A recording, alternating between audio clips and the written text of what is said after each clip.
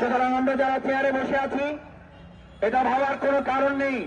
বিগত 15 বছর এরকম চেয়ারে বসাওয়ালা লোকরাই এই শিক্ষকদেরকে পিটিয়েছে, মামলা দিয়েছে, হয়রানি স্বীকার করেছে, স্কুলগুলো তালাবদ্ধ করে এই শিক্ষা জগৎকে ধ্বংস করার চূড়ান্ত পায়তারা তারা করেছিল। আমি এই সরকারকে শুধু একটা কথা মনে করিয়ে দিয়ে আমার বক্তব্য শেষ করতে চাই।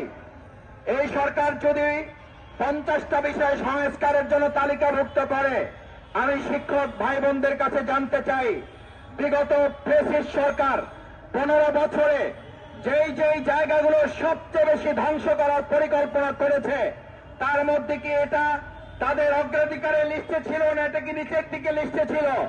তারা সবচেয়ে বেশি ক্ষতি করেছে শিক্ষা জগৎকে, কারণ তারা জানতো শিক্ষা জগৎকে ধ্বংস করলে একটা দেশকে ধ্বংস করা যায়।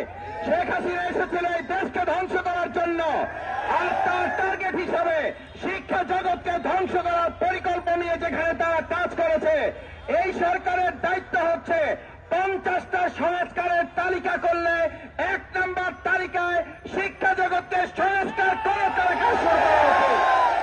আমি এই সরকারের কাছে উদাত্ত আহ্বান জানাই, আমাদের শিক্ষা জগৎকে ধ্বংস করার জন্য আমাদের এমপি মুক্ত এই সমস্ত ভাইয়েরা বোনেরা, আপনাদের সন্তানরাই তো এখানে পড়াশোনা করে, আমাদের সন্তানরাই তো এখানে পড়াশোনা করে।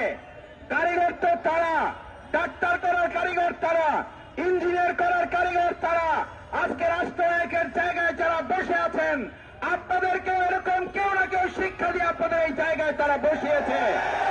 তাদের প্রতি কৃতজ্ঞতাবোধের অংশ থেকে আমি সরকারের কাছে আহ্বান জানাবো, বাংলাদেশ জামাত ইসলামী আজ এখানে এসে দাঁড়িয়েছে আমাদের এই শিক্ষক বৃন্দের কষ্টের সাথে সহানুভূতি ব্যক্ত করার জন্য।